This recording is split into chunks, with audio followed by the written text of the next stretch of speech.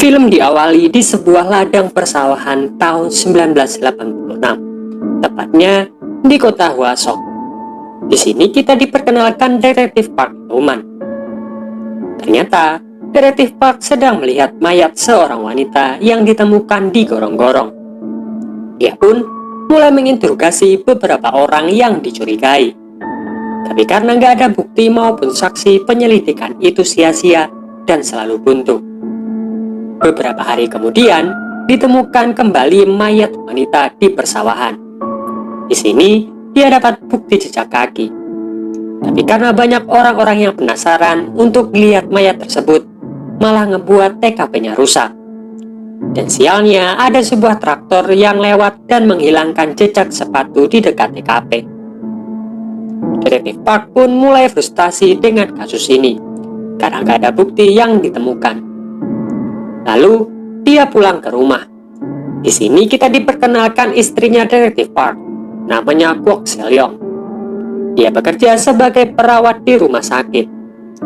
Kwok cerita ke suaminya kalau ada rumor yang mengatakan anak pemilik restoran daging pembunuhnya. Namanya Kwang So, seorang disabilitas.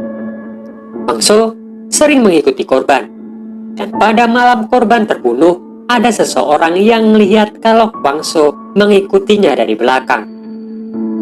Lalu, detektif Park mulai menangkap Kwang So. Saat interogasi, Kwang So sulit diajak komunikasi. Tanpa basa-basi, detektif Cho Yong-go datang dan menghajar Kwang So. Tapi lagi-lagi, tidak ada hasil. Scene beralih ke persawahan.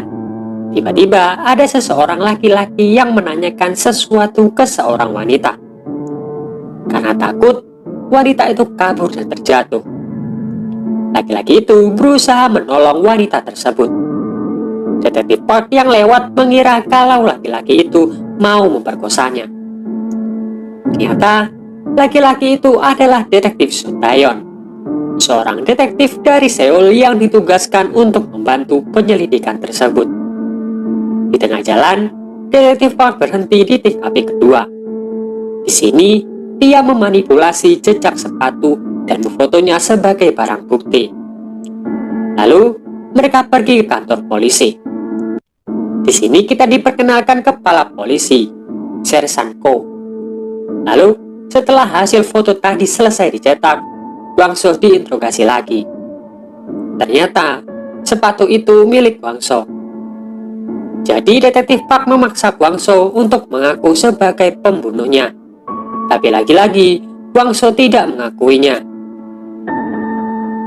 Akhirnya, Kwang So diajak ke bukit. Di sini dia diancam akan dikubur hidup-hidup kalau nggak mengakui perbuatannya.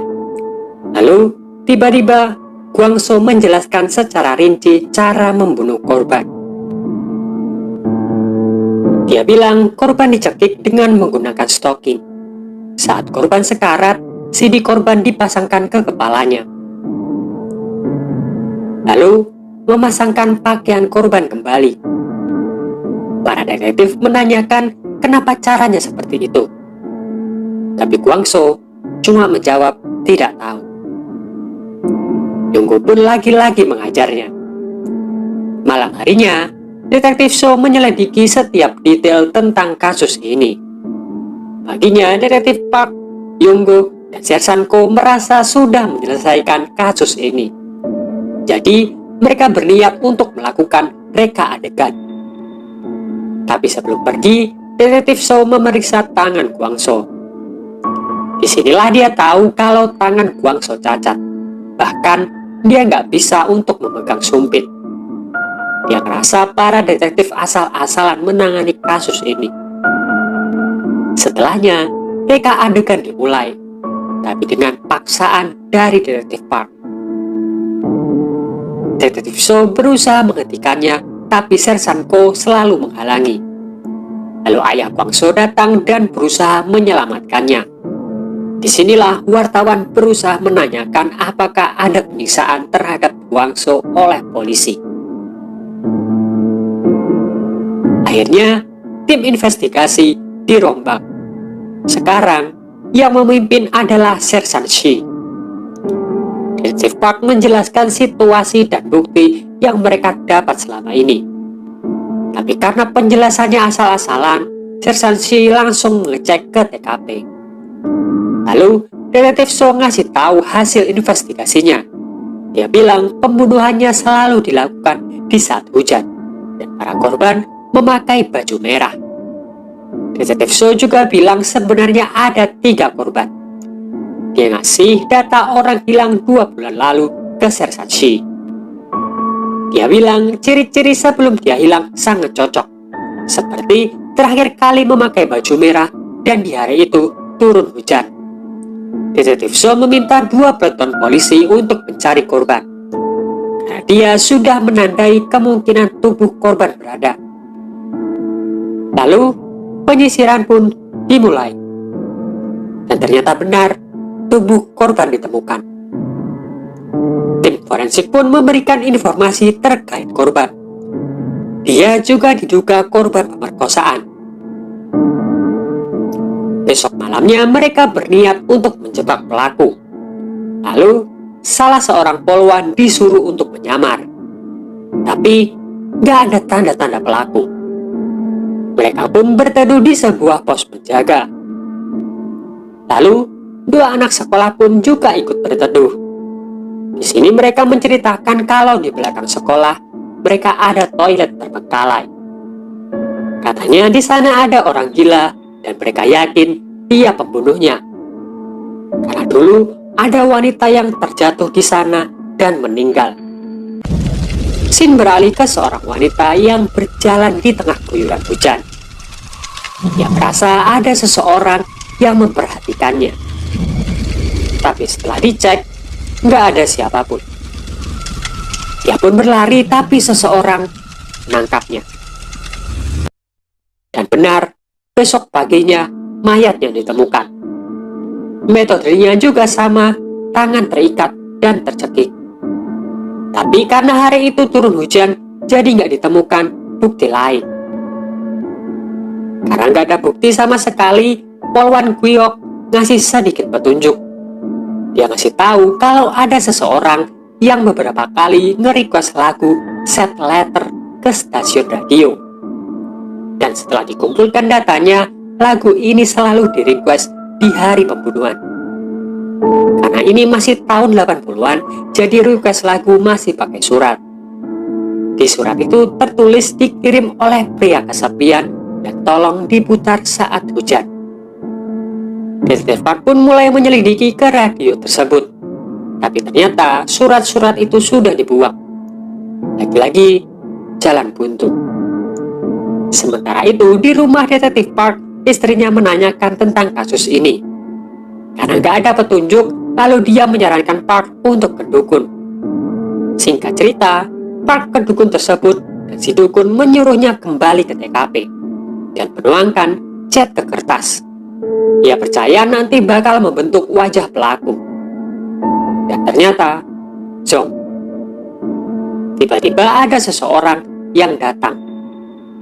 Park dan Yonggo pun bersembunyi dan ternyata yang datang adalah Detektif So. Setelah Detektif So menyelidiki TKP, ada orang lain yang datang. Orang tersebut mengeluarkan BH dan CD dan terus mulai begitulah. Singkat cerita, orang tersebut berhasil ditangkap. Dan setelah penggeledahan di rumahnya, ditemukan banyak majalah dewasa. Lagi-lagi, Yonggo pun menghajarnya biar dia mengakui semua perbuatan tersebut. Karena dia takut, akhirnya dia mengakui semuanya. Tapi setiap cerita yang dia ceritakan selalu melenceng dari kasus. Dari sini sebenarnya bisa diambil kesimpulan kalau bukan dia pelakunya. Detektif So pun akhirnya mencari petunjuk lain. Dia pergi ke sekolah yang dibicarakan anak-anak dulu. Dia menanyakan tempatnya ke anak tersebut. Ketika sampai di sana, dia nggak menemukan pelakunya. Tapi dia dapat petunjuk dari seorang wanita tomboy.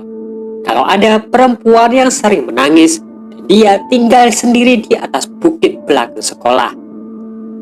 Lalu, Detektif So pergi ke sana. Wanita itu ketakutan dan mengunci pintunya. Akhirnya, detektif So minta tolong ke Goyok untuk membantunya. Disinilah wanita itu bercerita kalau dia salah satu korban pemerkosaan. Metode yang digunakan pelaku juga sama, tapi dia nggak dibunuh. Hal itu terjadi sebelum kasus pembunuhan pertama. Dia nggak ngelihat pelakunya, tapi yang dia tahu tangan pelaku sangat lembut seperti wanita. Detektif So pun kembali ke kantor polisi dan ngecek tangan orang yang dia tangkap. Dan ternyata tangannya kasar. Detektif So meminta dia dibebaskan, tapi Detektif Park menolaknya. Sempat terjadi perdebatan di antara mereka. Lalu mereka berhenti karena Goyok menyetel siaran radio dan lagu Sad Letter disetel di sana. Ternyata malam itu hujan juga turun. Sersan Shi meminta bantuan polisi pusat untuk menyisir kota, tapi karena ada demonstrasi di daerah lain, jadi nggak ada satupun polisi yang bisa. Dan paginya ditemukan mayat kembali. Metodenya sama, tapi di dalam kelamin perempuan tersebut terdapat beberapa potongan buah persik. Dan makin sadis. Setelahnya ada telepon dari radio yang ngasih kabar kalau dia menemukan surat yang merequest lagu Sad Letter.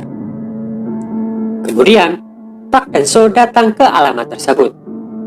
Tapi, nggak ada orang sama sekali. Ibu kos bilang kalau dia sedang bekerja di pabrik. Orang tersebut bernama Park Hyun-gu. Awalnya, detektif So ngecek tangan Hyun-gu. Dan benar, tangannya lembut seperti wanita. Ketika diinterogasi, Hyun-gu bilang kalau dia datang ke kota tersebut setelah hamilnya selesai. Tepatnya di bulan September. Pas di hari pembunuhan. Hyun-gu pun membenarkan kalau dia yang mengirim surat tersebut. Detektif Park menanyakan ketika lagu itu dinyanyikan, apakah dia mendengarkan siaran tersebut sampai akhir? Dan Hyun-gu menjawab, iya.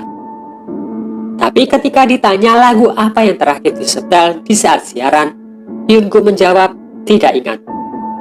Jadi pembunuhan terjadi di saat siaran radio berlangsung. Karena Hyun-gu gak mengaku, detektif So frustasi dan mulai menekannya. Tapi Hyun-gu tiba-tiba mengajarnya. Dia pun dimarahi dan dilarang ikut interogasi. Karena gak ada bukti, akhirnya Hyun-gu dibebaskan. Lalu, detektif So menanyakan sesuatu ke detektif Park. Dulu, di saat dia menginterogasi Kwang So bisa memberikan penjelasan yang tepat. Pak Kwang So dilatih untuk menceritakan itu. Tapi detektif Park menjawab tidak. Disinilah akhirnya mereka tahu kalau Kwang So adalah saksi pembunuhan. Akhirnya, mereka pergi ke toko ayahnya Kwang So. Di sana ada Yonggo yang mabuk dan mulai berbuat onar. Kwang So pun kabur, untungnya Park dan So berhasil mengejarnya. Lalu mereka menanyakan tentang kejadian yang sebenarnya. Dia dulu bersembunyi di jerami dan melihat pelaku yang membunuh wanita tersebut. Pas detektif Park ngasih tahu foto Hyun-gu, Kwang So nggak menjawab dan malah kabur. Tapi sialnya, Kwang So malah tertabrak kereta api. Besoknya, ahli forensik menemukan bekas air mani di baju korban. Tapi karena di tahun itu teknologi masih belum maju, jadi harus mengirim buktinya ke Amerika. Baru bisa dites DNA-nya. Shin beralih ke detektif So. Di sini dia membuntuti Hyun-gu, tapi karena mobilnya mogok, dia kehilangan Hyun-gu. Detektif So pun kembali ke kantor polisi dan bilang kalau Hyun-gu nggak ada di rumahnya. Sementara itu, istri detektif Park dapat tugas untuk merawat seorang nenek. Dia berjalan sendiri di tengah malam. Pelaku pun sudah mengincarnya dari jauh. Tapi di tengah jalan, dia berpapasan dengan anak sekolah. Pelaku pun merubah targetnya menjadi anak tersebut. Besoknya, ditemukan mayat di bukit. Mayatnya disilet di bagian payudara dan di vaginanya ditemukan sendok dan alat tulis. Wanita tersebut yang membantu detektif So pas di sekolah. Detektif So yang marah menemui Hyun-gu dan menghajar Hyun-gu di terowongan. Di saat dia mau menembaknya, detektif Park datang sambil membawa hasil tes DNA. Setelah dibaca, ternyata hasil DNA-nya negatif dan Hyun-gu pun nggak bersalah. Scene beralih ke tahun 2003. Park sudah memiliki anak. Dia sudah keluar dari kepolisian dan sekarang jadi seorang marketing peralatan rumah tangga. Dia pun mampir ke kota Hwasok, tepatnya ke TKP pertama. Dia melihat gorong-gorong itu. Tiba-tiba, ada seorang anak perempuan yang menanyakan dia sedang apa. Anak itu bilang ada seorang pria yang melihat gorong-gorong itu. Saat anak itu bertanya, pria itu menjawab, dia ingat melakukan sesuatu di sini dulu. Jadi, dia kembali untuk melihatnya. Park pun menanyakan apa dia ingat wajah orangnya. Anak itu menjawab, seperti orang biasa. Film pun berakhir. Di ending filmnya, kita melihat tatapan mata Park. Hal itu mengartikan kalau Park sedang melihat pelakunya.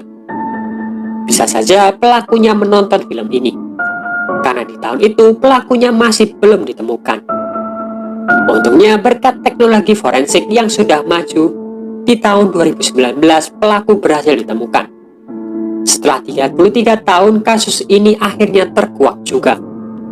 Pelakunya bernama Lee Jun-jae.